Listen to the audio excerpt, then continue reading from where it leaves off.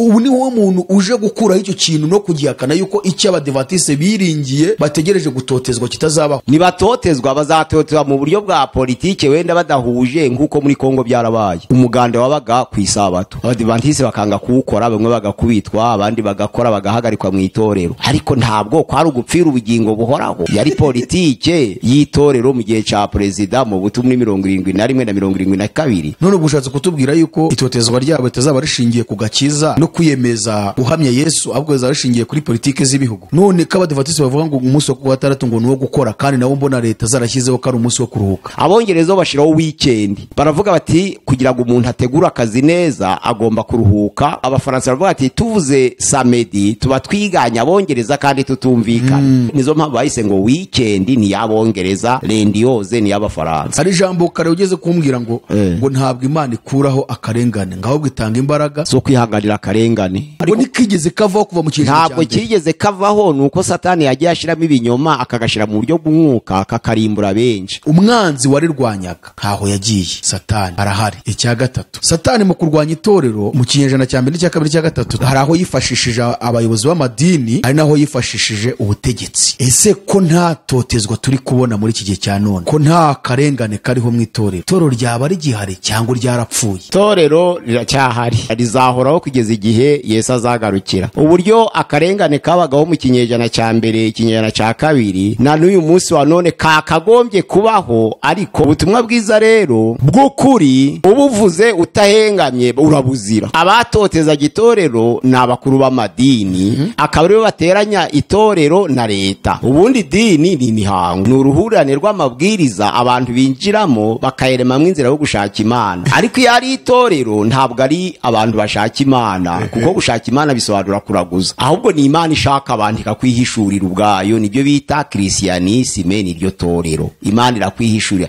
ntabwo ari cyo twazanye Yesu. Wubatse itegeko ryo gushaka Yesu wazamara ubuzima bwawe bwose utari wamugeraho, ahubwo wowe uca bugufa akakwiyereka, iryo ryo torero, kwihishura. Noneho rero ikintu bita itorero ni iyerekwa, umubumbe w'abantu bato beretswe na Kristo kugira ngo bakore umurimo hanze y'abisi. Ariko idini ryo ni uruhurirane rw'amategeko abantu buririraho kugira ngo bishakire Imana. Iryo gihe bayishaka mu buryo butandukanye, buri wese akayishaka. Yohana Umubatiza yabatizaga Yesu ni muri 26. Ubwo Tiberio yari yatangiye akazi. Kaisari aratoteza kugeza igihe ca Karigura. Karigura asa n'utabyitayeho.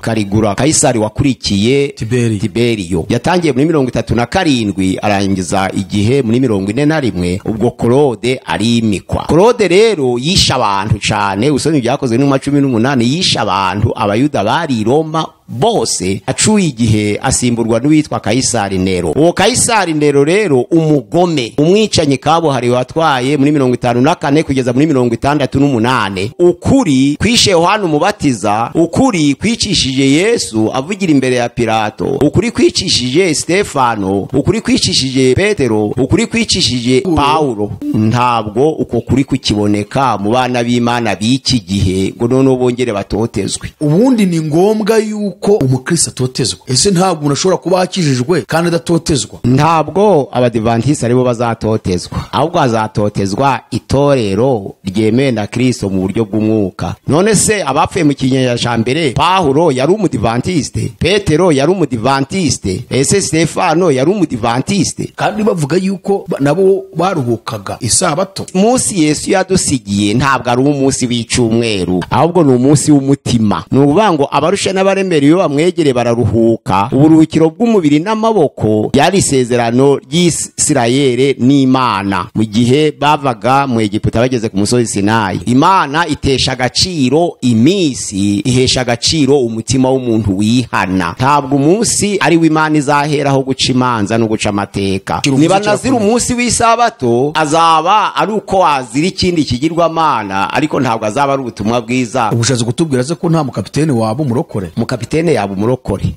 ariko nta murokore waba umukapitene. iyi ntwaro Satani akoresheje niyo yakoreshaga mbere ikomeye niyi. iyi mbi ikomeye cyane yo kunesha benshi ni iya kabiri. Aha, urumva ko ariyo ngikaze, niyo rero yazanye. ubu si iriho muri iki gihe. ubu niriho muri iki gihe kuko ab'inzego z'isi bagiye gukora imirimo yabo bakabanza kugisha inama abayobozi b'amatorero, byaba byiza kuko nibo bahagariye Kristo ku isi. ubwo rero ubu ngubu ikibazo habaye ubwoba, noneho abantu bariyumanganya batijya guhamya Kristo mu bihe biruhije kugira ngo batongera gutotezwa. inzego z'isi zirishima ko zayobotswe n'abayobokaga Kristo. ni ukuvuga ngo ubushobozi bw'inzego z'isi bwagiye hejuru y'itorero ku buryo itorero ryemeye gukurikiza amabwiriza y'inzego z'isi. Reka nongere ngusuhuze nshuti mukundwa ukurikira ibiganiro bitambuka kuri iyi channel ya Iron TV, ishakiro ry'ubutumwa bwiza bw'ubwami bw'Imana. Wifuriza amahoro y'Imana no kugubwa neza aho uri, kandi nkubwira ni nubwo bikomeye ku buzima bwawe nubwo utorohewe bitewe situation uhagazemo, Yesu niwe gisubizo cy'ibibazo byo mu isi. Komeza kumwiringira, ntutentebuke ku bibazo ufite, yaba indwara yaba ubuzima bundi bugendanye n'imibereho. Yesu ashobora byose, komeza kumwiringira kandi witentebuka. Ndakwizeza yuko Yesu ahari kandi yiteguye kukuvana muri ubwo buzima. Imana igumugisha rero. Rero dusuhuza abadukurikiye mwese muri hano mu gihugu cy'u Rwanda, turasuhuza n'abandi inshuti zacu mwese mwumva ururimi rw'ikinyarwanda mudukurikira muri mu mpande enye zikikije igihugu cyacu cy'u Rwanda, kuri ibi bihugu bidukikije, yaba Tanzania, Kongo, Uganda, Burundi ndetse na Kenya. Imana ibahe umugisha mwese, n'abandi mwese muri mu bihugu byo hirya, Zambia, Zimbabwe, Malawi, Mozambique, Centrafrique, South Africa, n'ibindi bihugu za Mali, Madagascar. Mwese Imana ibahe umugisha.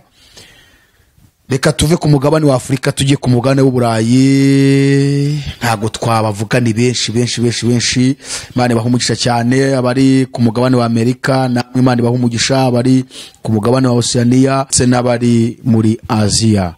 Tubasabiye umugisha ndetse no kugubwa neza no kubonera ubuntu bw'Imana mu butumwa bwiza mukura cyangwa se mwumvira kuri iyi channel. Mukomeze kugira ibe byiza. Uyu munsi rero turagarutse na paseri wacu Pastor Mazibirego, mumaze kumenyera, dogiteri, akaba profeseri mu mashuri ya teoloji.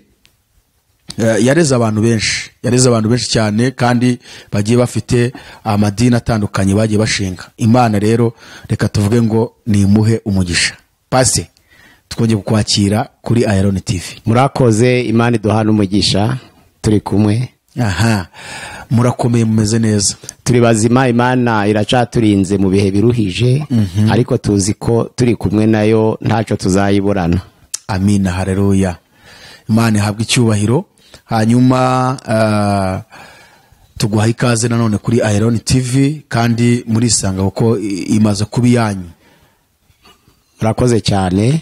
Abantu benshi bari kugenda bakunda ubutumwa bwiza, inyigisho Imana yagiye bashyiramo, kuko ziri gufasha abantu benshi.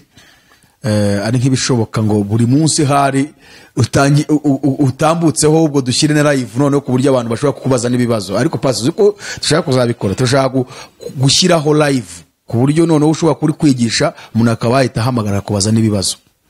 Turiteguye, tugize amahirwe n'ibyo byamamaza ubutumwa bwiza bikagera ku bantu benshi. Amina. Bikanumvikana kuri rubanda.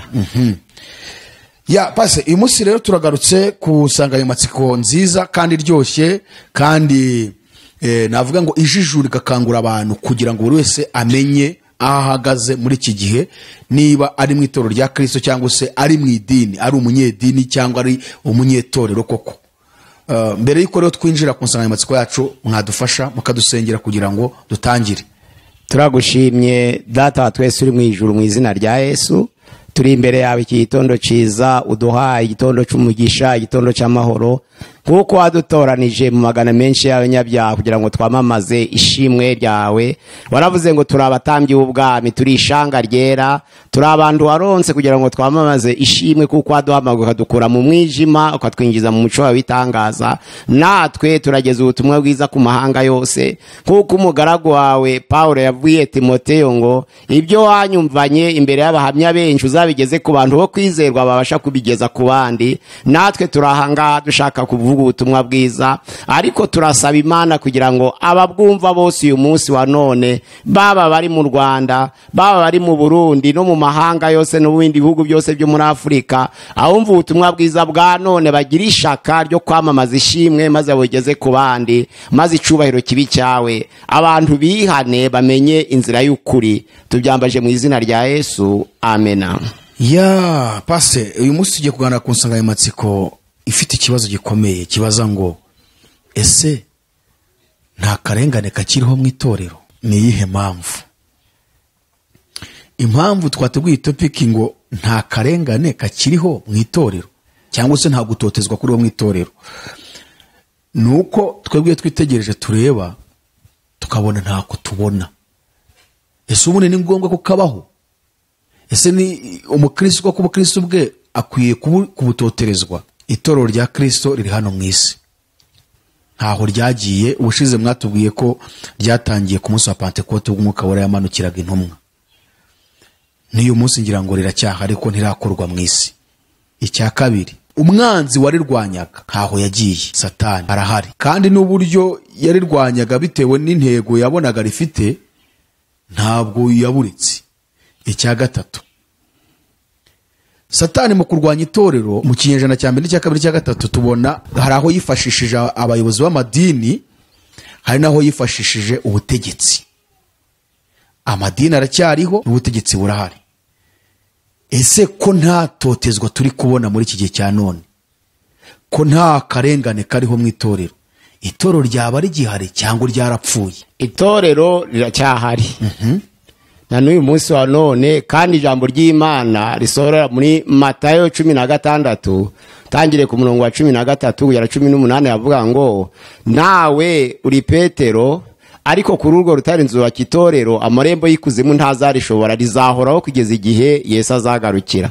Ariko habaye impinduka zikomeye, uburyo akarengane kabagaho mu kinyejana cya mbere, ikinyejana cya kabiri, na n'uyu munsi wa none kakagombye kubaho, ariko habaye ikintu cyahindutse.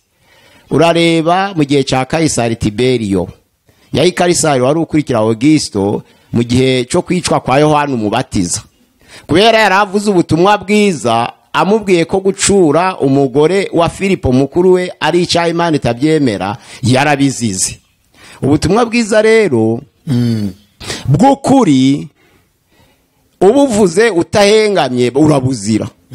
Ngira ngo Yesu Kristo, kuko Yohana yari yabanjirize Yesu atangiza umurimo, ariko ndibuka igihe kimwe nk'uko abivuze, abatoteza itorero ni abakuru b'amadini, akaba aribo bateranya itorero na leta. Muri ibyakozwe n'intumwa ibice 4 ndibuka igihe kimwe Petero na Yohana bavuze ubutumwa bwiza bw'ubwami bw'Imana, bamamaza ishimwe. Bari bamaze gukora igitangaza basengera umuntu wari umaze imyaka isaga 40 yicaye ku irembo rya Salomo ryitwa Ryiza. Ariko ijambo ry'Imana riratubwira ngo abasadukayo, abakuru b'urusengero n'abatambyi barabafata batera mu nzu y'imbohe. Noneho bageze mu nzu y'imbohe, abari babonye icyo gitangaza bishimye cyane ko bari babonye akababaro k'uwo muntu kamaze igihe kirekire, bazenguruka inzu y'imbohe babaza ico bazira. Baravuga ati aba bantu barazira iki koko? Niba ari uko bakoze igitangaza bene nka kiriya, akaba ari cyo mubafatiye, mutubwire ikindi cyaha ubwo bakoze kitari ico. Ariko abasadukayo n'abatambye n'abakuru b'urusengero bamwaye, bahamagara Petero na Yohana, barabwira ati twumvikane habo bwumvikane, tubemereye kuvuga ubutumwa bwiza aho tugejeje amaboko hose, ariko muje muravuga ngo Imana irabakunda, muje muravuga ngo muve mu byaha, muje murababwira ngo muzava mu ijuru, ariko natwe mutudohorere, mutubabarire, mwe kuvuga ngo mu izina rya Yesu. Muje murababwira ngo muzajya mu ijuru, yego mureke ibyaha muzaja mu ijuru, ariko mwe gushiraho kariya kantu kari kuvuga ngo mu izina rya Yesu. Petero yuzuye imbaraga z'umwuka aravuga ati ahubwo twareka ibyo tubwiye tukavuga ko konyine, kuko ako konyine kukavuga mu izina rya Yesu nibyo bitumye umuntu usagije imyaka 40 ahaguruka. Ntaho twabasha kwiyumanganya ngo tureke kuvuga ibyo twumvise kandi twabwiwe twanabonye. Ijambo ry'Imana ryanditswe mu byakoze n'intumwa ibice 18 kweza kuri 20 havuga ko ntaho twabasha kwiyumanganya. Ubu rero akarengane kabujijwe n'iki gukomeza kubaho? Ntabwo ari uko ababazanaga akarengane bakijijwe. Nuba amadini makuru y'ibigugu atoteza amadini mato arahari.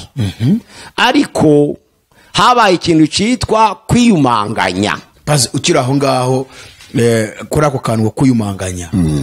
Ndashaka ko usobanurira ako kantu. Waruvuze ngo amadini makuru y'ibigugu arahari kandi yo gutoteza itorero. Wari uburyo waruvuze ngo yo gutoteza ngo amadini mato abatangira. None se ubushatse kutubwira ko amadini mato yari ryo torero? Amadini matoya ndavuga mu mvugo yumvikana. Kuko iyo uvuze itorero abantu bashobora kubitandukanya n'idini utaratanga itandukaniro. Ubundi dini ni imihango, ni uruhurirane rw'amabwiriza abantu binjiramo bakayeremamwe inzira yo gushaka Imana. Ariko iyo ari itorero ntabwo ari abantu bashaka Imana, kuko gushaka Imana bisobanura kuraguza, ahubwo ni Imana ishaka abantu ikakwihishurira ubwayo. Nibyo bita Christianisme, niryo torero. Imana irakwihishurira, ntabwo ari cyo twazanye Yesu, niwe witanze ku bwacu arizana. Abamumenya rero arabihishurira, ntabwo twubaka amategeko yo kumushaka. Wubatse itegeko ryo gushaka Yesu wazamara ubuzima bwawe bwose utari wamugeraho, ahubwo wowe uca bugufa akakwiyereka. Iryo ryo torero, kwihishura. Noneho rero ikintu bita itorero ni iyerekwa, umubumbe w'abantu bato beretswe na Kristo kugira ngo bakore umurimo hanze y'abisi. Ariko idini ryo ni uruhurirane rw'amategeko abantu buririraho kugira ngo bishakire Imana. Iryo gihe bayishaka mu buryo butandukanye, buri wese akayishaka ukwe. Ariko itorero yiyereka abantu ubwabo iratandukanye. Ubwo nizo mpamvu nakoresha iryo jambo. Ariko by'ukuri ntabwo idini ari itorero. Amadini y'ibigugu rero iyo itorero rigeze mu gihe cyo gutoteza irito ntibiba rikiri itorero, ryitwa idini.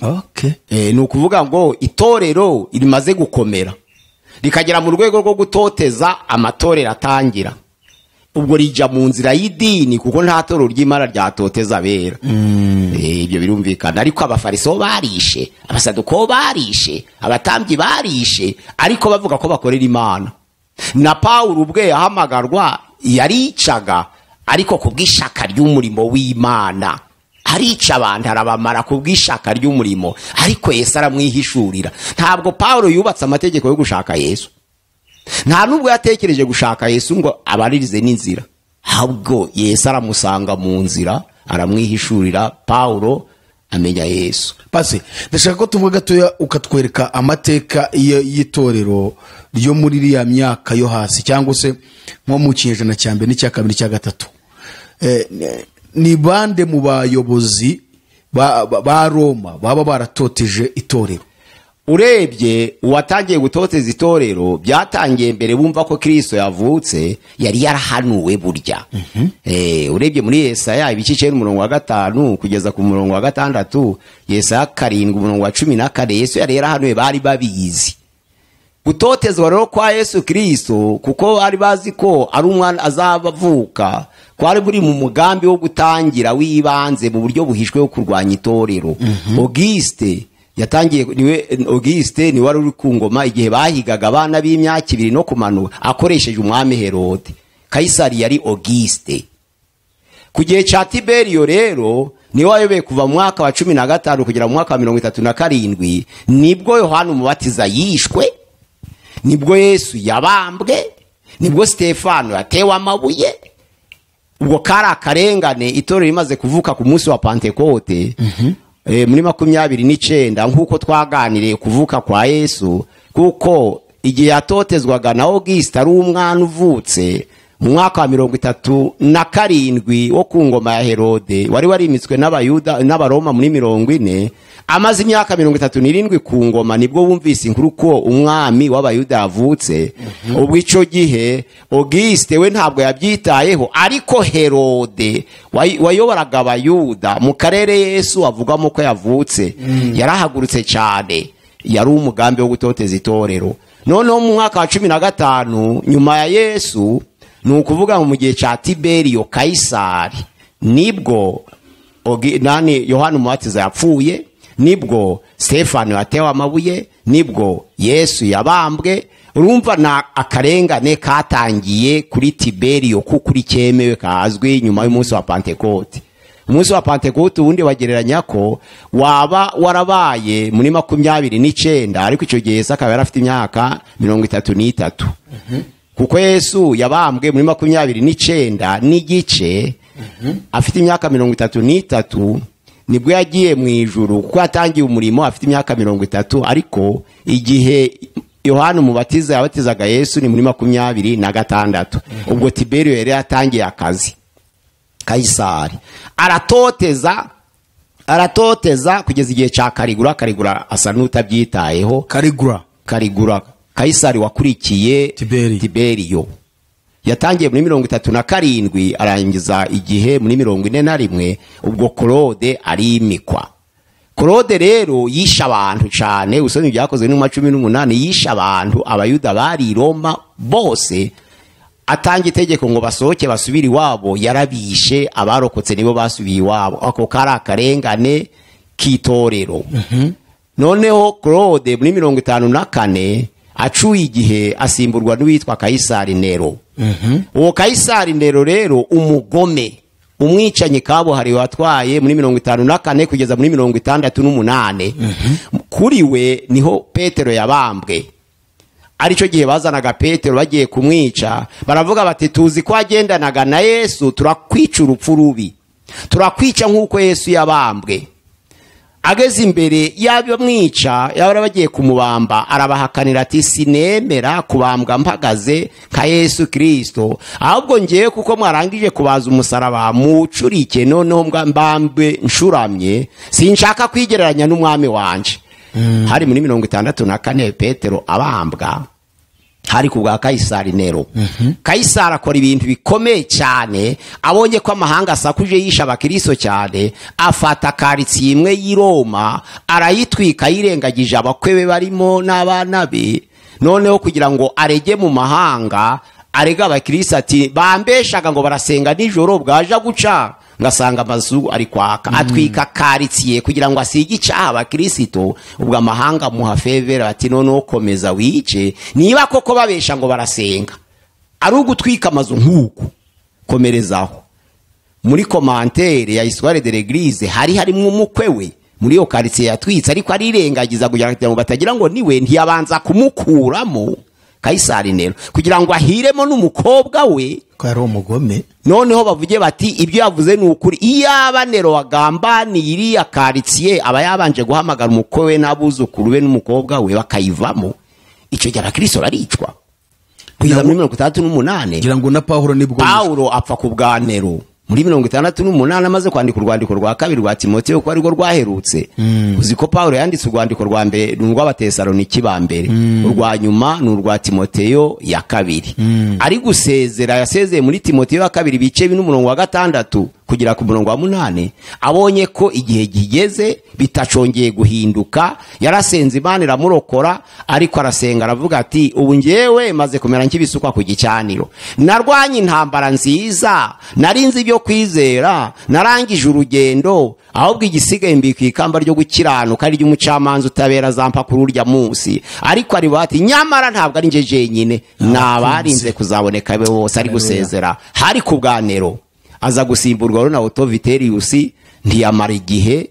Noneho Vespasiye arungiriza muri 69, nawe yakoze akarengane gakomeye mu mwaka wa 70 ya Kaisari, kuko yayoboye muri 69 kugera muri 79, imyaka 10. Umuhungu we yari general mukuru w'ingabo z'i Roma Titus. noneho titusi niwe wasanze se kayisari Vespasiye aramubwira ati rero icyo murwana nacyo ndakizi, ariko ntabwo muzagishobora mudakoresheje metode ngiye kukubwira. Abakristo bose batubwira ubutumwa bwiza bava i Yerusalemu. Mwica abakristo rero ntabwo bashobora kuzashira nk'uko mwifuza mudatwitse aho bakomoka. Mujye ku isoko, noneho hazabura abandi aho baraturuka. Icyo gihe icyo dushaka tuba tukigezeho, ko nta wundi muvuga butumwa uzabaho Yerusalemu idahari. Yumvikana na Vespasiye mu mwaka wa 70 se yaramaze umwaka umwe ku ngoma. Titusi niwe wari umukuru w'ingabo z'i Roma, barumvikana bazana korte abasirikare bagota umurwa wa Yerusalemu, abandi binjira imbere baratwika. Ariko uko babaga bahagaze inyuma y'umurwa basimbukira rimwe ari babiri ari batatu bakica babiri undi akabacika. None pazi tukiraho ngaho nuko baje kurokoka. Tukiraho urimo uravuga Vespasiye ko ari we wagize uruhare mu gusenya Yerusalemu, kuko ari we wayoboraga. Ko amateka y'abantu benshi bagaragaza ko ari mu gihe cya Kaisari Nero. Kari mu gihe cya Kaisari Nero. Oya, Nero yagarukiye muri 68 ureba amateka neza. Nero ntago ari we wagize uruhare mu gusenya Yerusalemu. Oya, ntabwo ari kumwe na General Titus. Oya, Titus muri 70 ahubwo yakoranye na se, kuko mu mwaka wa 70 ntabwo Nero yari akiyobora. Ko se amateka agaragaza ko ari Nero wabikoze. Oya, ni Vespasiye ariko umuhungu ari umugira inama Titus kuko ari generale w'ingabo bumvikana. Nero yatwaye kuva muri 54 apfa muri 68. Nero none asimburwa hagati ya Vespasiye na Nero haciye uwitwa Otto Vitellius. Wayoboye amezi arapfa. Vespasiye yimikwa muri 69 Yerusalemu itarasenywa. Mu bwa mbere ni wowe ubivuze, abantu bose bazi ko ari Nero wabikoze. Oya, ntabwo ari Nero. Nero icyo yakoze ni ugutwika umurwa w'i Roma karitse kugira ngo ashinje abakristo ko hari abagizi ba nabi. Ikindi abambisha Petero, ikindi yicisha Paulo mu 68 nyuma ya Yesu. Abarapfuye.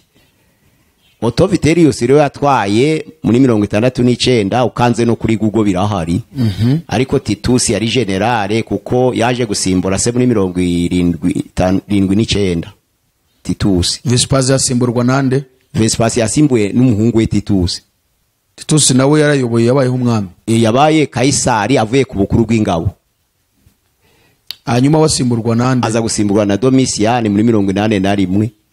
Domitian yakoze ahe marorerwa akomeye cyane, yatoteje abakristo kugeza ubwo ba Yohana bahungiye mu kirwa c'Ipatima, kuko muri Bibiliya y'Igifaransa havuga exil. Abantu babivuga mu buryo butandukanye, bavuga ko kwari ugufungirwayo ku itegeko rya Kaisari Domitian, ariko Bibiliya ni claire ikoresha narindi mu kirwa j'étais en exil. Exil ntabwo ari wajanwe gufunga, ahubwo nuwahunze ubutegetsi bw'ubwica. Bari mu kirwa c'Ipatima rero niho yahishuriwe iki gitabo dufite aha ngaha kidufasha ibyahishuriye Yohana, cyari gihe ca Kaisari Domitian. Noneho rero Kaisari Domitian we yatwaye muri 81 acura igihe gupfa kwe muri 96. Ico gihe Yohana nibwo yagarutse aza mu Efeso. Kuvuga ngo Yohana we yagiye Ipatima mu buryo bwo guhunga umwami w'abami Kaisari itorero. Ntiyari wenyine, ahubwo nuko ari we wagiriye ubuntu bwo guhishurirwa muri benshi. None abavuga yuko ngo Yohana yajyanyweyo yananogowemo amaso n'ibindi byinshi cyane babikurahe? Ntabwo Yohana yanogowemo amaso, ahubwo igitangaza cabaye nuko bagiye kumutwikira mu ngunguru y'amavuta, noneho ya ngunguru igahinduka amazi. Ayo cyako gatabo ko karahari, amateka y'itorero mu itorero rya Efeso. Nukuvuga ngo bari bazi ko bacaniriye amavuta, bagiye kumujugunya mu ngunguru ngo bacanire ihinduka amazi. Yohana arasimbuka vabo ararokoka. Nico gitangaza camubayeho. No kuva mu kirwa c'Ipatima akagaruka ari muzima, naco ni gitangaza camubayeho. Ariko Domitian yisha abakristo cyane. Kubera icyo uvuze ko ari gitangaza cyamubayeho kuva ku kirwa agaruka, nuko haguye abantu benshi mu mateka y'itorero. Bari barihisheyo inzara, bishwe n'inzara, abandi bishwa n'izuba, abandi bishwa n'inyota, byinshi byabiza byinshi byabisha. Pasi none tukira aho ngaho ubwo tubaye dusa nkaho tutarinjira ku kindi kinyejana, twari turi kureba itorero ryo mu kinyejana cya mbere. ubwo Kayisari rero Domisiyani yaje gusimburwa na Neriva aza gusimburwa na Trajana. Ihangane gato tubaye ikinyejana cya mbere kiba kirarangiye. Cyarangiriye kuri Trajana niwe waruyoboraga, yanyobeye mu cya mbere no mu cya kabiri. Kubera iki itorero ryatotezwaga? Tweretse ibyiciro bibiri: abayobozi b'amadini n'ubutegetsi bw'isi bwabagaho, n'ubutegetsi bw'isi bwari buriho muri icyo gihe, na Satani wabakoreshaga, hanyuma barwanya itorero. None icyo nashaka kubaza ni iki bazize? Baziraga iki? Bahorwaga iki? Baziraga guha icubahiro umwami Yesu, abakayisari batishimira kumva ko hari undi mwami ku isi ubaho. Icyo cyari ikintu gikomeye. Noneho rero kwiyumanganya nuko bagombaga kuvuga ubutumwa badashizemo Yesu, bamwe barabyemeye bariyumanganya koko bararokoka. Ariko wavuze Yesu Kristo abambwe ku musaraba, wese ntabwo yarokotse icyo gihe. Noneho rero ukuri kwishe Yohana umubatiza, ukuri kwicishije Yesu avugira imbere ya Pilato, ukuri kwicishije Stefano, ukuri kwicishije Petero, ukuri kwicishije Paulo, ntabwo uko kuri kukiboneka mu bana b'Imana b'iki gihe ngo none bongere batotezwe. Bene data bajye batwihanganira, twebwe nta ruhande na rumwe tubogamiyemo ku idini ryari ryo ryose, kuko amadini yazanye ibibi byinshi, ariko ntitwanavuga ko atafite n'ibyiza yazanye, ariko mu ruhande rw'umubiri bitari uruhande rw'umutima. Impamvu ushaka kuvuga iki? Abadivantiste, idini ry'Abadivantiste, abayoboke baryo nibo bantu ba mbere uyu munsi bategereje ikintu cyitwa karengane. Banavuga ko ari bo bonyine bazatotezwa. Bashingiye kuki? Bashingira ko, ubwo tugarutse kuri cya kiganiro cyacu cy'ubushize, aho turi kwiga ku bya kariya gahembe n'ariya mahembe, aho watwigishaga ubupapa, uburyo yahinduye, wagaragaje ko Nero we none wari wahinduye ibihe n'imisi n'amategeko, uburyo yafashe icyumweru akagihindura ikiruhuko cyo kuruhukirwaho. Abadivantiste bavuga yuko icyo kintu kigiye kugaruka, aho icyumweru kigiye guhinduka itegeko, biturutse ngo ku nyamaswa yitwa papa. Papa agiye gutegeka yuko icyumweru gihinduka ikiruhuko ku bantu bose, ku buryo ikiruhuko cyo kuwa gatandatu ku munsi w'isabato gihagarikwa, abantu bose bakaruka ku cyumweru, n'abaterana bagaterana ku cyumweru. Abadivantiste bakavuga ko rero abazanga bose bamenye ukuri ku isabato bagiye kwinjira mu gutotezwa. Nibo bantu bonyine bategereje gutotezwa akarengane, bavuga ko abandi bose nta gutotezwa guhari. Icyo ni icya mbere. Icya kabiri, paseri, ubundi ni ngombwa yuko umukristo atotezwa? Ese ntabwo umuntu ashobora kuba akijijwe kandi adatotezwa? N'ibyo bintu bibiri nashaka kubaza. Kubera iki uri kuvuga yuko abakristo bamwe ngo biyorohereje ntibatotezwa ko banze kuvuga izina rya Yesu Kristo wabambwe ku musaraba, ababivuze bagapfa? Ese bariya batabivuze bararimbutse? Ese bariya bo bemeye kwicwa, iyo bifata wenda babona byoroshye bakongera bakavuga, hari ikibazo byari bitwaye? Icya mbere nkubajije ni icy'Abadivantiste. Icya kabiri nayo nkubajije niba koko akarengane ari ak'Abadivantiste gusa, nta bandi bazarenganwa. Icya gatatu, bariya bo mu kinyejana cya mbere bahamyaga Yesu bakabizira bakicwa, abandi bakabihakana ntibicwe. Ese abatarishwe babihakanye bararimbutse? Abandi se ubundi iyo babireka aho kwemera kwitoteza bakabyihorera bakongera kubivuga hashize iminsi, wenda akarengane cyangwa abami batuje, hari icyo byari bitwaye? Bagenderaga ku byanditswe byera. Ariko ndabanza ikibazo cya mbere, ntabwo Abadivantiste aribo bazatotezwa, ahubwo hazatotezwa itorero ryemewe na Kristo mu buryo bw'umwuka. None se umwaka batangiyemo urazwi, 1843 niho batangiye kubaho, ariko bamenyekana 1846 bamenyekanishijwe n'umudamu werekwaga witwa Ellen G. White. None se abapfuye mu kinyejana cya mbere, Paulo yari umudivantiste, Petero yari umudivantiste, ese Stefano yari umudivantiste? Kandi bavuga yuko nabo baruhukaga isabato. Ntabwo baruhukaga isabato, kuko Yesu yadusigiye umunsi wo kuruhuka, usenye mu Baheburayo igice cya 4:7. aho yavuze ngo uyu munsi nimwumva ijwi ry'Imana ntimwinangire imitima yanyu. Ni ukuvuga ngo uyu munsi Yesu yadusigiye ntabwo ari umunsi w'icumweru, ahubwo ni umunsi w'umutima. Ni ukuvuga ngo abarusha n'abaremera iyo bamwegere bararuhuka. Uburuhukiro bw'umubiri n'amaboko yari isezerano ry'Isirayeli n'Imana mu gihe bavaga mu Egiputa bageze ku musozi Sinayi. Byari isezerano ry'ubwoko nk'uko nabivuze ubushize, ariko isezerano ryo guhurukiro bw'abakristo ni iry'umutima. Abakristo rero basenga buri munsi, nta munsi utandukanye n'undi, nk'uko Pawulo yabyanditse mu Baroma 14 avuga ngo umuntu umwe ashobora gufata umunsi umwe akawirutisha iyindi, undi ya misi yose akayihwanya. Ntabwo icyo Imana ireba ari umunsi cyangwa izina ry'umunsi, ahubwo icyo Imana yitegereza ni ibyo wakoze muri uwo munsi. Niba ari byiza rero umutima wawe urakeye. Nta nizo mpamvu Abaheburayo 4:7 bavuga ngo Imana irongera itoranya umunsi. Uwo munsi rero ngo ivugira mu kanwa ka Dawidi nubwo hashize igihe kirekire, ya magambo yavuzwe haruguru ngo uyu munsi nimwumva ijwi ry'Imana ntimwinangire imitima yanyu. Imana ikura umunsi ku munsi w'icumweru iwushira ku mutima w'umuntu. Ubwo ni ukuvuga ngo Imana ikura umunsi ku munsi w'icyumweru cyangwa ikura umunsi ku munsi w'isabato? Oya, imisi iguha agaciro imisi yose.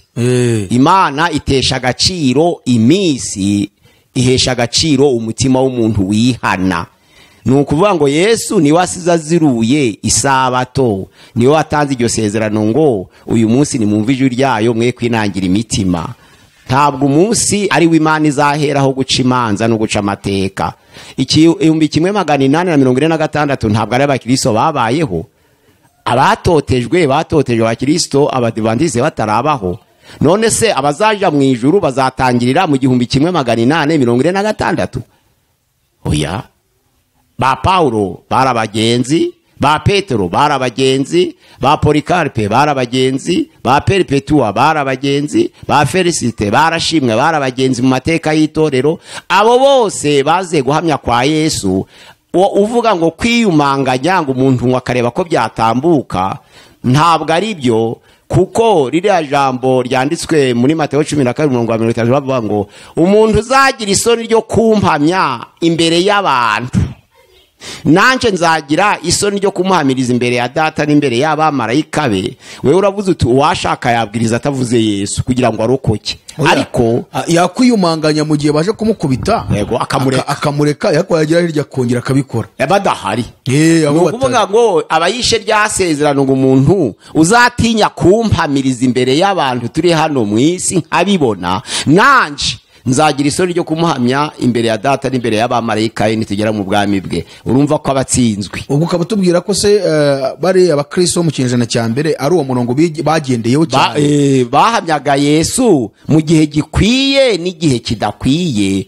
Usomye Timoteyo ya 2:4 haravuga ngo tuje dukorera Imana mu gihe gikwiye n'igihe kidakwiye. Igihe gikwiye ni igihe uri mu mudendezo. Igihe kidakwiye ni igihe bakubuza kuvuga ubutumwa bwiza ariko ukanakora.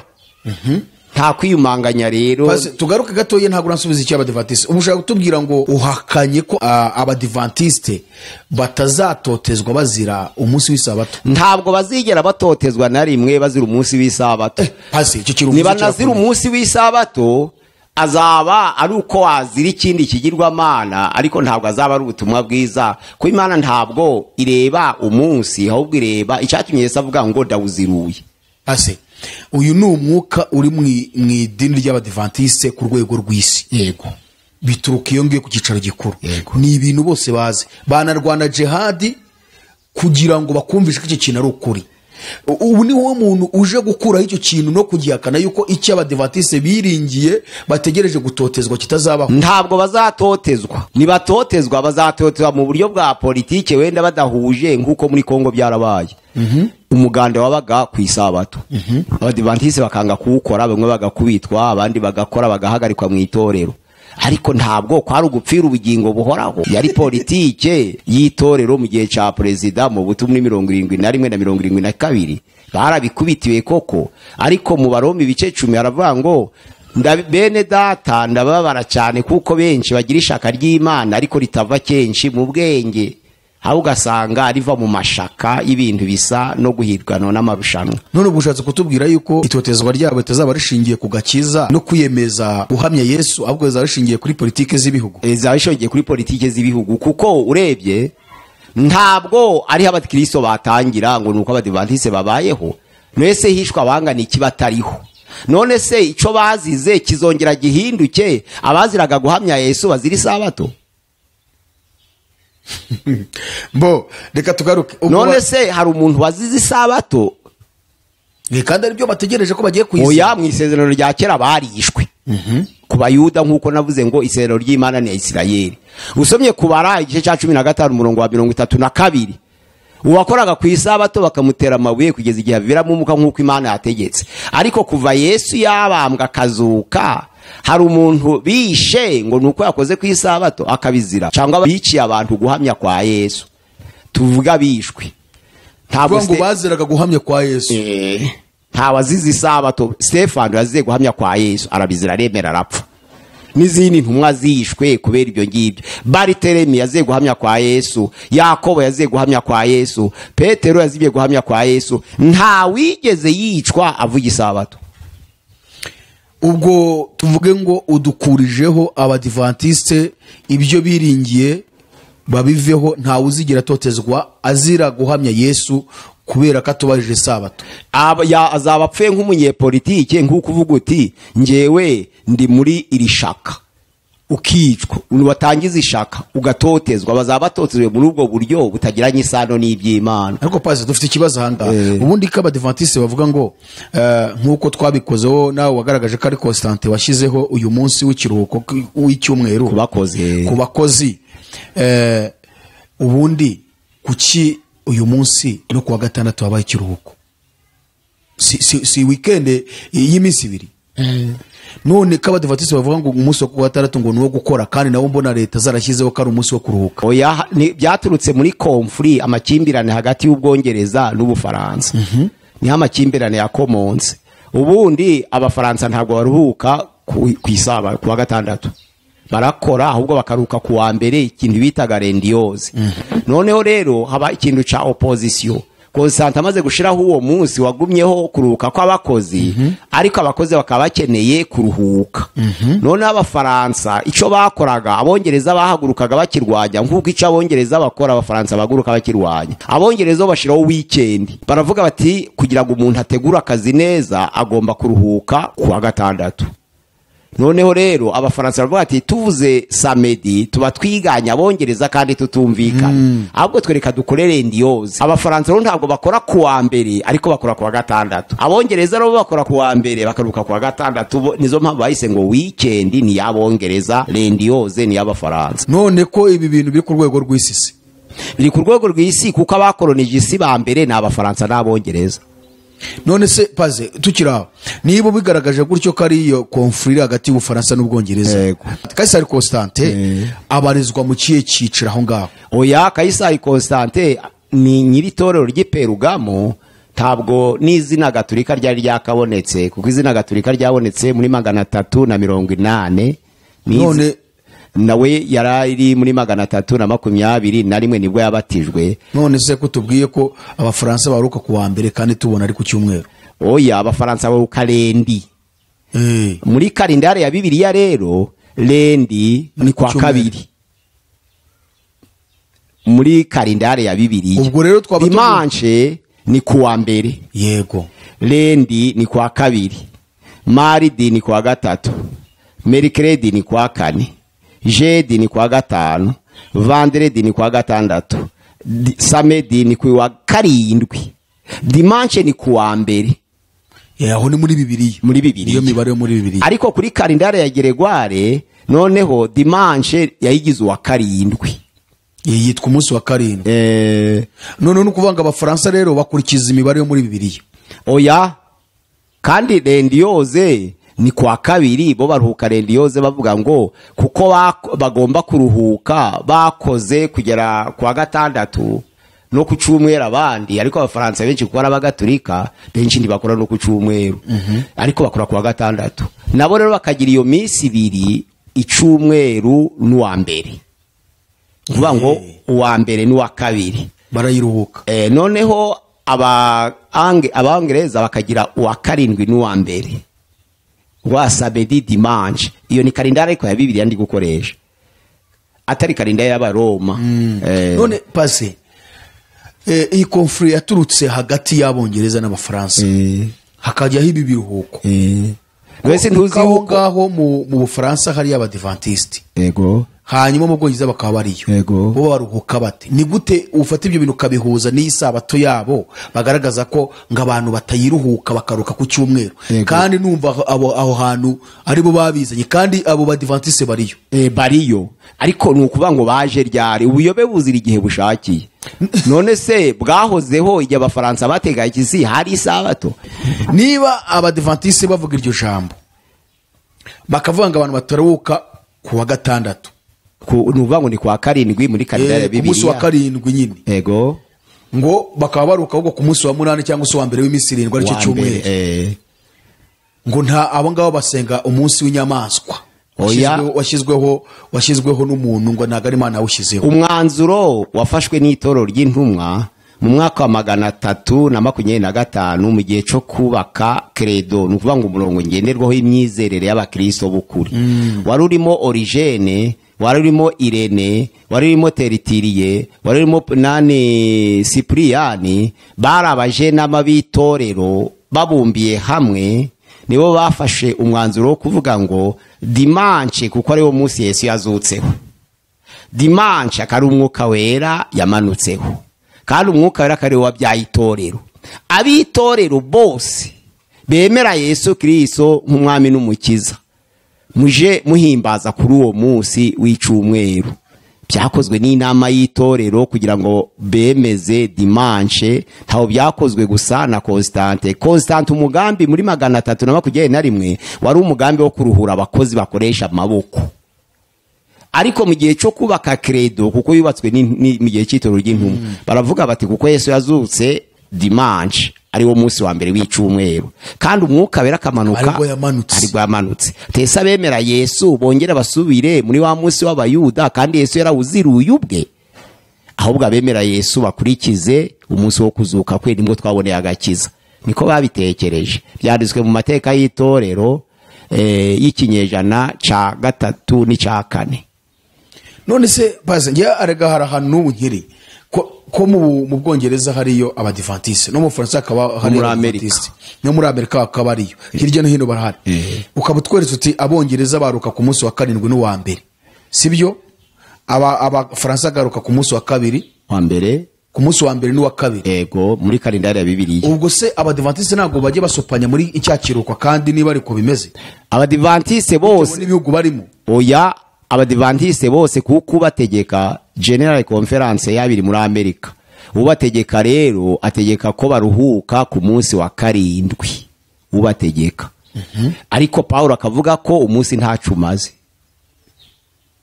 Aha, reka tugaruke rero. Ubwo ni ukuvuga ngo Abadiventiste bakurijeho ibyo biringiye n'ibyo batekiza ngo bazarenganirizwa umunsi nta bihari. Oya, muri bo hari abazi ukuri bashobora wenda kuzarenganirizwa Yesu Kristo, kuko icyo tuzazira kikaduhesha ubugingo ni ukuzira guhamya kwa Yesu. Nge ndavuga n'ubundi, ndavuga umunsi, ntabwo mvuga Yesu we. Oya, ku munsi wo nta gakiza karimo, nta nubwo bazawuzi. Oya, gukirwa nta gakiza karimo. Paulo yaraberuriye Abaroma 14, avuga ko nta diferanse, nta tandukaniro ry'abatandukanije iminsi rizabaho. Okay. Kandi niho twarwanya ibyanditswe byera.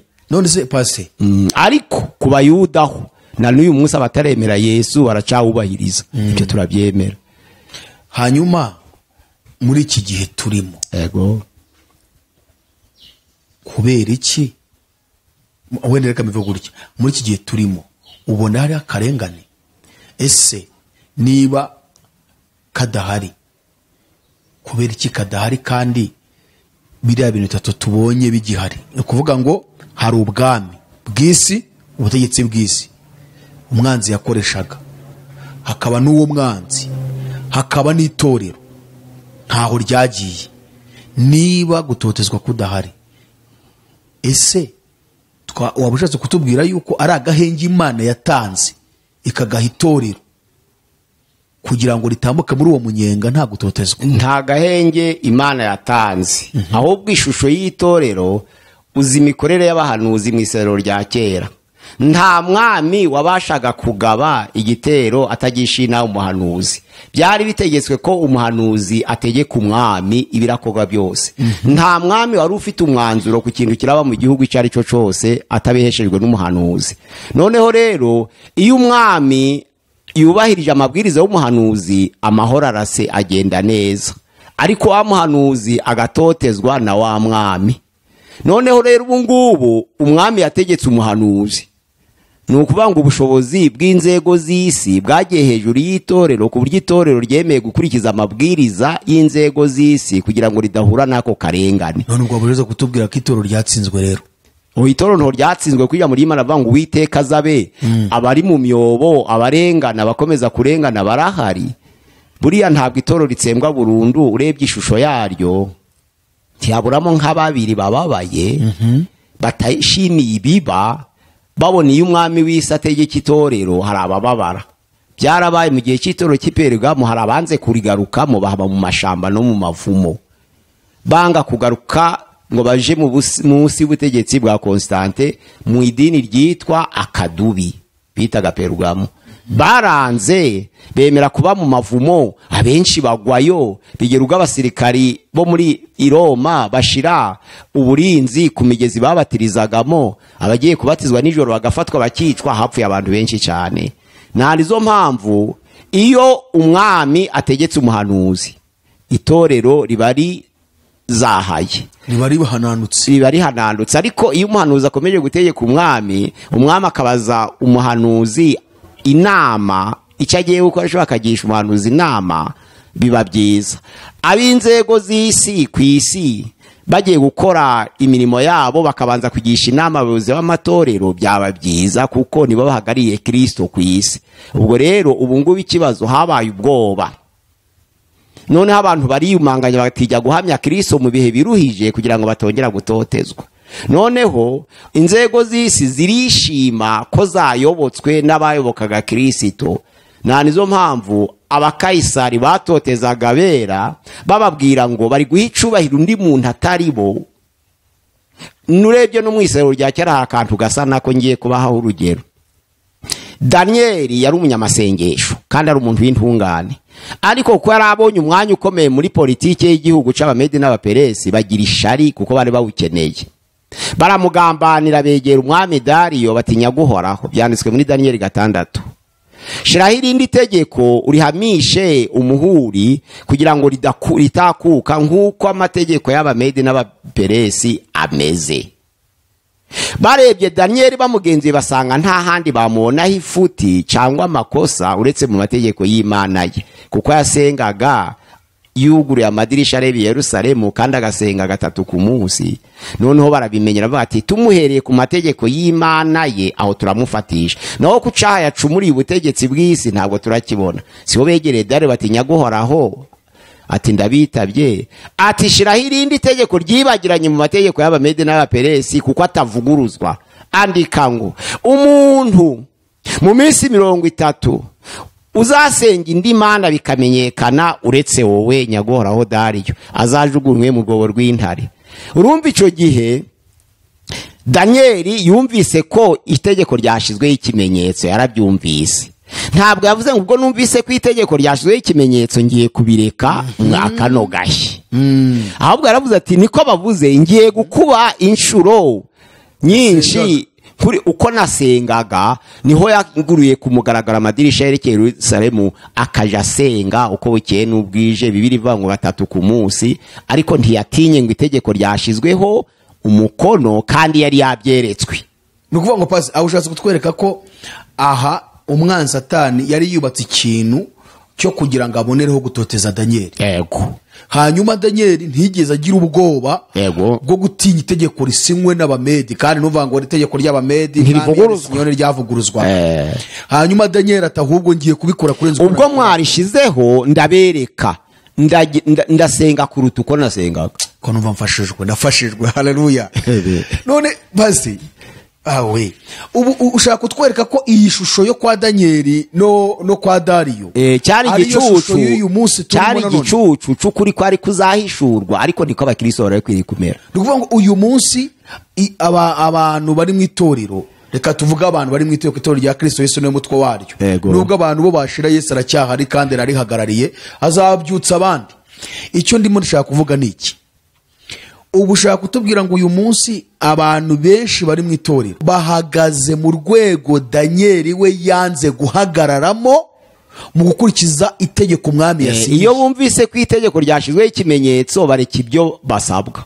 Ni ukuvuga ngo bahita bakora iby'itegeko rya leta ryashyizeho. Muri Kongo byarabaye, muri 71 byarabaye, bari gukuraho amazina y'amapreno y'amakristo. Icyo gihe baravuga bati uwo tuzumva yitwa Yohana azaze yisobanure, uwo tuzumva yitwa Jean Baptiste azaze yisobanure. Abantu bakagenda basibangajya ku madokima yabo ayo mazina, sibyo? None rero bakuraho umunsi wo gutera, bavuga ngo uyu munsi Kinshasa ngo ntibaraterana. Niba itegeko ryasohotse rivuye ku nzego z'isi ngo Kinshasa ntibaraterana, icyo gihe ntibaterane hakabona kuba umutekano. Ni ukuvuga ngo base ibyo navugaga, navuga ngo uko niko gutsindwa ku itorero. Ubwo ntibatsinzwe haba umutekano iyo wubahije izo nzego kandi wamenye ko byashizweho umuhura ari we bashaka. Ni ukuvuga ngo bakabangwa Kinshasa ntibarasenga uyu munsi ngo niko itegeko ryasohotse ry'ingwagahu kandi ryasinwe n'ubutegetsi bw'isi, ntibasenge. Icyo gihe hakaba amahoro. Ariko urenze kuri iryo tegeko agasenga n'ubundi aratotezwa. Abantu rero babonye ko ari byiza kwemera, nk'uko ari muri Timoteyo ya 2:2 havuga ngo uje ufatanya nanje kwihangarira imibabaro ya Kristo nk'uko bikwiriye umusirikari mwiza. Nta waba ari umusirikari ngo yishire mu by'ubugingo ngo azaba kinejeje uwo mwandikiye ubusirikari. Harabisobanura ngo nta waba ari umukristo w'ukuri ngo yishire mu byo kunezeza isi ngo azaba kinejeje yamuhamagaye. Tubigaruye, nta waba ari kapitene umukuru w'ingabo hano ku isi ngo yishire mu by'uburokore azaba kinejeje generale wamuhaye ubukapitene. Ubwo rubango ni bibiri. Ubushatse kutubwira se ko nta mukapitene waba umurokore? Umukapitene yaba umurokore, ariko nta murokore waba umukapitene. Reciproque ntabwo ishoboka. Ushaka kwerekana ko nta mukristo waba umusirikare se? Umusirikare waba umukristo, ariko nta mukristo waba umusirikare akanezezwa mwandikiye ubusirikare. Ijambo ry'Imana riravuga ngo uje ufatanya nanje kwihanganira imibabaro nk'uko bikwiriye umusirikare mwiza wa Kristo. Umuntu aba umusirikare habiri. None baze akuna kandi gashize. Noneho rero nta waba umusirikari nta onda rirenzaho, birumvikana. Nta waba umusirikari ngo yishire mu by'ubu bugingo ngo azaba kinejeje wamwandikiye ubwo busirikari. Uri kubyumva? Byumvikanye. Hanyuma ubwo no kuvuga ngo abakristo cyangwa se abantu bose bayobotse amadini, kuko niho tubarizwa twese, tuvuga ngo turakijijwe, tubarizwa mu madini runaka atandukanye. Ariko hari n'abandi benshi nzi batabana muri ayo madini. Ariko icyo ushaka kuvuga, ubwishi bw'abantu, majority y'abantu benshi nuko bafite amadini babamo kandi bakitwa abakristo. N'abakristo.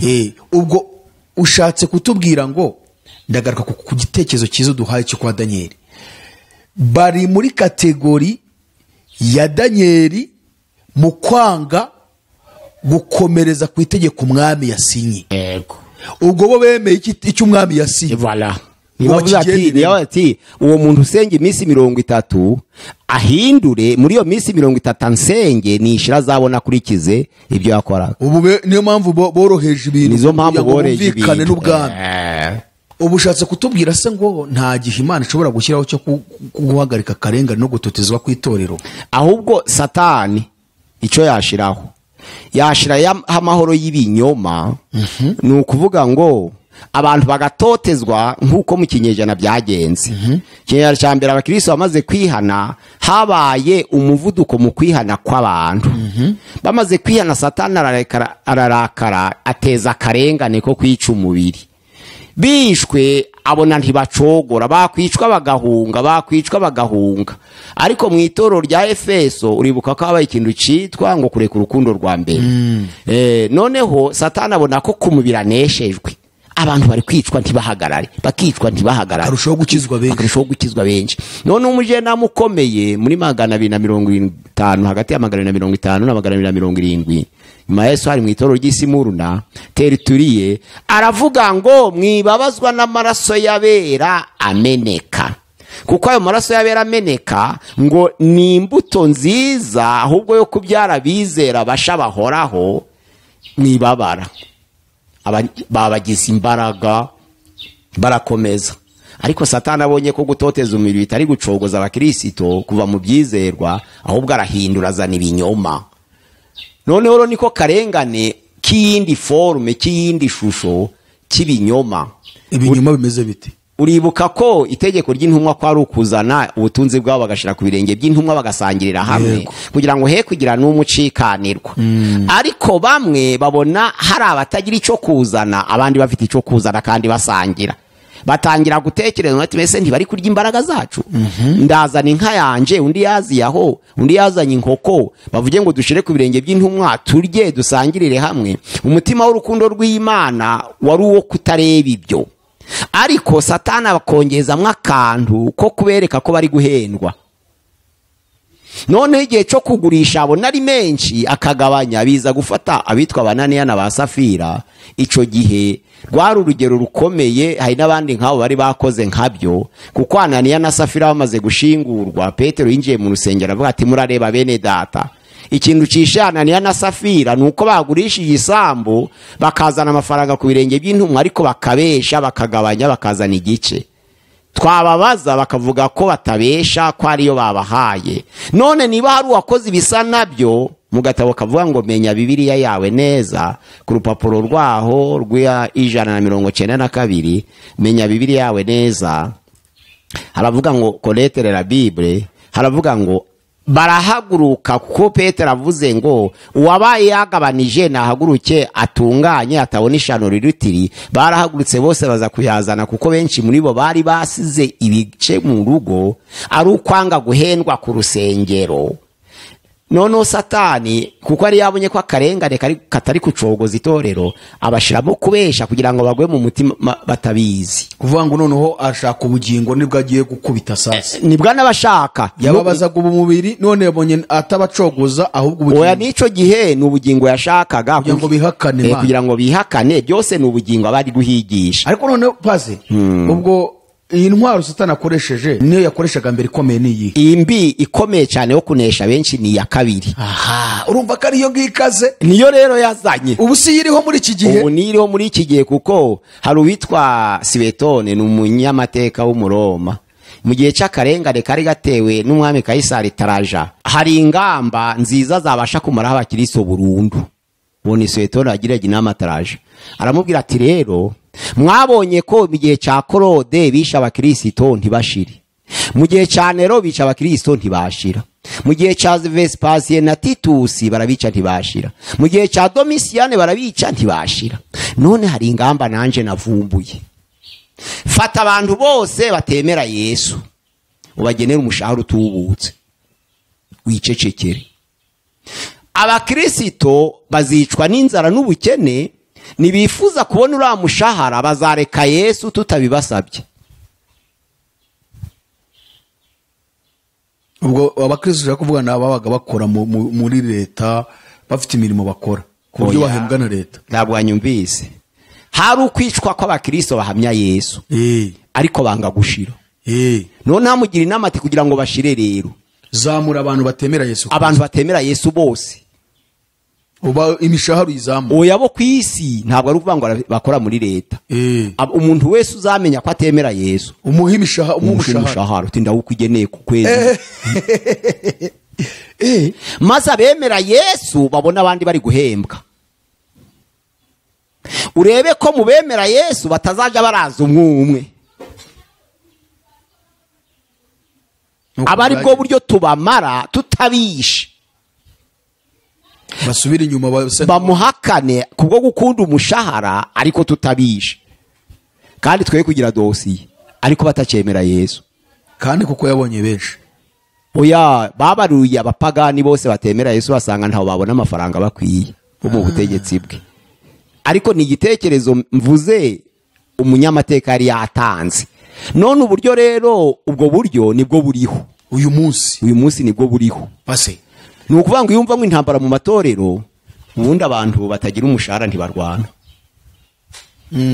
Abantu batagira umushahara se bararwana. uwoze warwana wowe urwanira iki? Yumva ngo mu itorero ngo bajagiye mu butegetsi bwa leta bari gupfa iki? Ikitari imitungo n'amafaranga, n'imitungo n'amafaranga n'imitungo. Ariko hari abantu bari wumva bari gupfa ngo igitumye tugirana ibibazo n'amakimbirane ni ukubatiza abantu bake ku kwezi.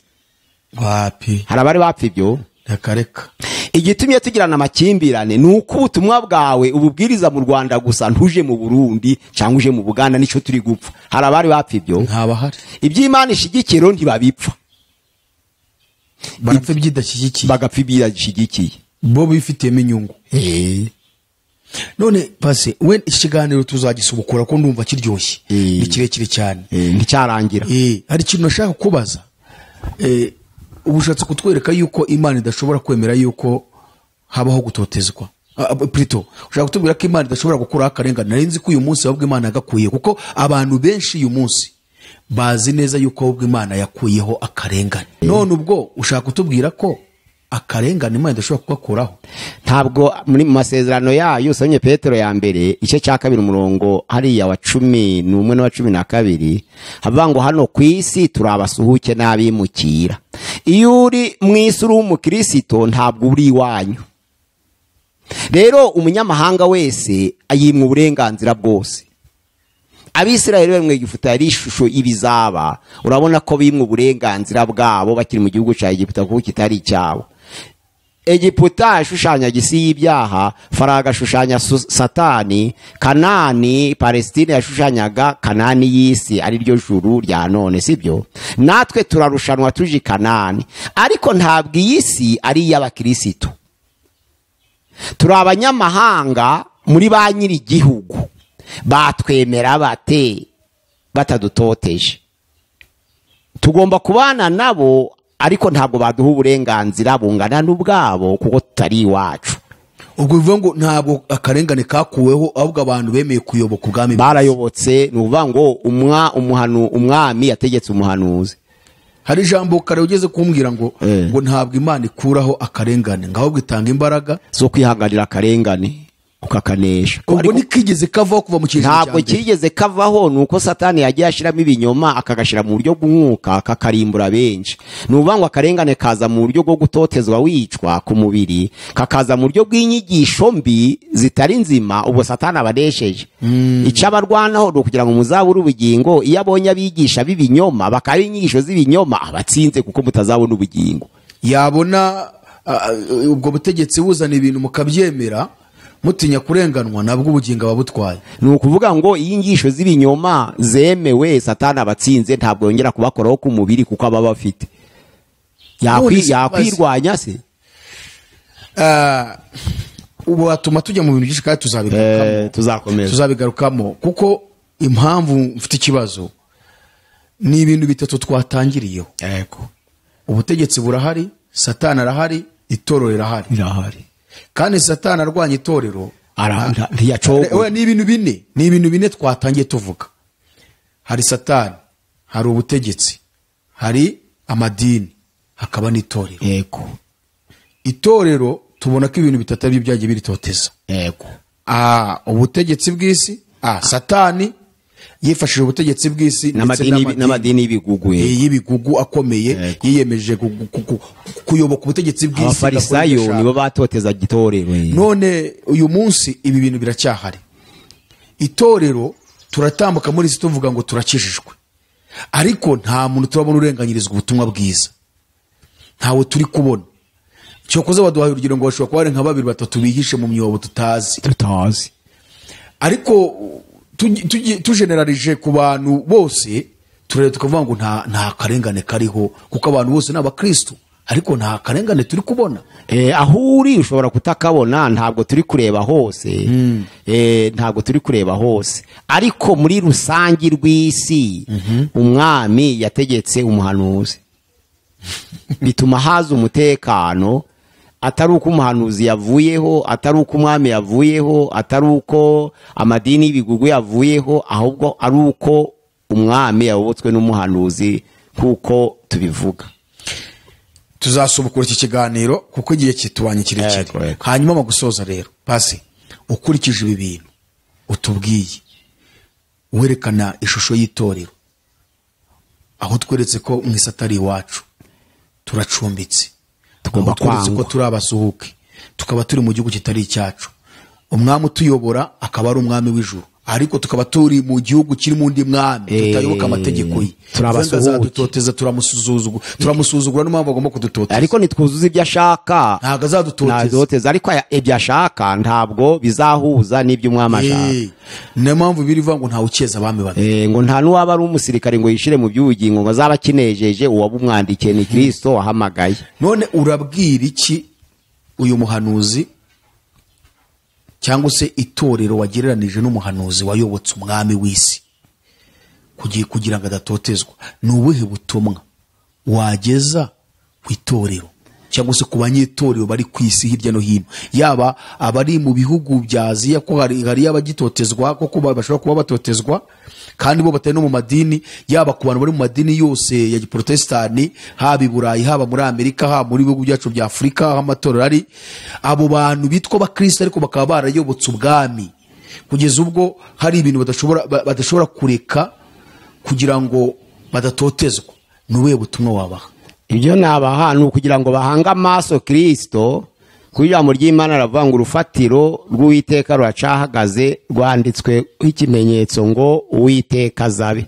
Nubwo bose bayoboka ubwami ariko ntabwo ari 100%, Uwiteka aracafite mwabe bagitotezwa mu mahanga yose, mu bihugu bitandukanye. Abahamya bazagaragara kandi bazaboneka, nubwo abantu benshi batiteguye guhamya. Ico nababwira rero nukuvuga ngo uzatinya guhamiriza Yesu Kristo imbere y'abantu, isezerano nuko Yesu avuga ngo nabazagira isoni ryo kumuhamiriza imbere ya Data n'imbere y'abamarayika be. Murebe noneho igitegereje nuko buri wese azahagarara imbere y'intebe y'imanza ya Kristo, kugira ngo buri wese ahabwe ibyo yakoze akiri mu mubiri, byaba byiza cyangwa byaba bibi. Uzanesha rero nuzahanga amaso Kristo, kuko itorero ntirizavaho kugeza igihe Yesu azagarukira. Nanizo yamvuze ngo kuri urwo rutare nzubaka itorero, ntabwo amarembo y'ikuzimu azarishobora. Amarembo y'ikuzimu Yesu yavugaga ni izo mbaraga z'isi zirwanya itorero, ntiyavugaga amarembo acukuye. Ni imbaraga z'isi zirwanya itorero, ntabwo azarishobora. Baba babiri ni itorero, ku itorero itangira kuri babiri. Aho babiri baziri cyangwa batatu bazabateraniye mu izina ryanje bahuje umutima, nzaba ndi kumwe nabo. Niryo torero Imana yemera. Ntabwo Imana ireba ubwinshi, ariko Uwiteka azabe. Nubwo ibihugu byinshi ntabwo turebera hose icyarimwe cy'Imana, ariko gutotezwa kwaba guhari mu bihugu tutarimo. Ntitwafata batotezwa nabemeye kuyoboka amategeko y'Imana nk'uko yose abasaba. Kandi Imana ntabwo irebera ubukristo mu isi imwe, irebera ubukristo ku isi. Avuye muri Australia abahagarariye itorero ku isi, ashobora kuba ari umwe kandi arihagarariye ku isi, ari muri Australia kandi arihagarariye ku isi, ubwo itorero rikaba rigihagaze. Ubwo yabana ko akunda yabwiriye ngo ari 7,000 utari kureba wowe. kandi uravuze ngo abahanuzi barashize, ngo abahanuzi barashize, ariko hari 7 utazi. Ngiye ndi kureba. None se Pase, wenda ihangane gatutse nko gusubiza inyuma gatoya nanone, kandi twadushoje. Hari abantu benshi kugeza uyu munsi kuko bari muri ayo madini, uramutse unavuze ngo kugira ngo ubukristo, ukaba wavuga ati ubukristo bugomba kubaho mu buzima bwo gutotezwa, ushingiye kuri ibintu ko mwisi atari iwacu atari n'ibiki. Bashobora guhita bagukwena bakagutera ishoti, bavuga ati kwacinara Yesu ati muri iki gihe Imana atanze agahenge itorero ntago rigomba gutotezwa. Bakabana kugira bakanakubwira ngo ese kuki wiyumvisha ko kugira ngo umuntu abakijwe neza ariko atotezwa, ntashobora kubakijwe neza kandi atotezwa? Uyu wamusubiza iki? Namusubiza mwereka itorero ry'i Philadelphia n'iryi Laodikiya. abamisiyonere bishwe bagapfa bazana ubutumwa bwiza bukwirakwiza ku isi bigeze muri Laodikiya aho abantu batakonje cyangwa ngo bashuhe niho habaye amahoro. Tuzagaruka ku itorero rya Laodikiya tuzaga neza. Ni ukuvuga ngo kubera ko badakonje batanabize niyo mpamvu hariho amahoro hagati y'itorero n'ubutegetsi bw'isi. Niho nababwira akarengane k'abamisiyonere bicwa n'indwara banyura mu mashamba kugira ngo batugeze ubutumwa bwiza, noneho bamara gukonja mu itorero kwinjira mu itorero rya Laodikiya birahagarara. Kubera iki? Laodikiya bemeye byose. Okay. Hanyuma pase mwebwe muba muzi cyangwa mufite inaribonye muri iyi nzira ijya mu ijuru ndetse mukaba mufite n'ubwo bushakashatsi bwo mu itorero muhishurirwa n'Imana n'ubundi bushakashatsi mukora, muradufasha gusenga musengera itorero kuko birababaje. Ntabwo umuntu wamwumvisha ikintu kugira ngo azaje kukumva ngo yumve ko umuntu ubukristo bugomba kubaho mu buzima bwo gutotezwa, mu gihe ahubwo gutotezwa byashize ubu naniwe. Nta muntu wapfa kubishyikira. Birakomeye. Rero mwadufasha gusenga kugira ngo Imana ibashe kumvisha abantu ubutumwa bwiza. Abantu buri wese anireba ahagaze arebe niba koko ari gukurikiza ijambo ry'Imana rivuga. Niba abona yaratanye akaba ari mpamvu afite amahoro mu ruhande rw'umubiri, yongera asubire mu ijambo ry'Imana hamye Yesu mu buyi no mu byiza mu gihe gikwiye no mu kidakwiriye. Turagushimye Mana Data wa twese uri mu ijuru, tuje imbere yawe muri aya masaha meza waduhaye, amasaha y'umugisha yo kuganira ijambo ryawe. Ijambo ryawe ni umutsima utera imbaraga, ijambo ryawe ni imbuto itabora, ijambo ryawe ni inyundo imena urutare. Amahanga yose bumvise ubutumwa bwiza kuko waduhaye inshingano yo kubwamamaza nk'uko inshingano ikomeye ya Kristo Yesu yavuze ngo mugende mu mahanga yose mwamamaza ubutumwa bwiza muhindura abantu bose kuba bigishwa banjye. Iryo ni isezerano wasigiye abigishwa bawe, natwe turi mu isezerano ryawe. Turagushimiye ko ubutumwa bwiza bugomba kwamamara, ariko kenshi buja bugira inkomyi kuko umugaragu wawe Paulo yabivuze mu Bakorinto ba 2:11-23 kugeza 28 yaravuze ngo tugera mu kaga gaturutse mu bambuzi, tugera mu kaga gaturutse muri bene data, tugera mu kaga gaturutse mu bahanuzi b'ibinyoma dusengana, tugera mu kaga gaturutse mu banyamahanga abapagani, mu miruho n'imihati, tugira inzara n'inyota, tukambara ubusa, tugatotezwa igihe cyose. Ariko Paulo yaravuze ngo ico nzirikana iteka ryose ni itorero witangiye ukaricunguza amaraso yawe, niryo natwe abera tuzirikana. Turasengera itorero twanyura mu biruhije, turasengera itorero twanyura mu bivunanye, turasengera itorero twanyura mu makuba, turasengera itorero twanyura mu ntambara, kugira ngo Imana ushobora byose watanze umwana we Yesu Kristo kugira ngo abambwe ku bwacu, akaba ari we mutwe w'itorero, natwe tukaba umubiri we.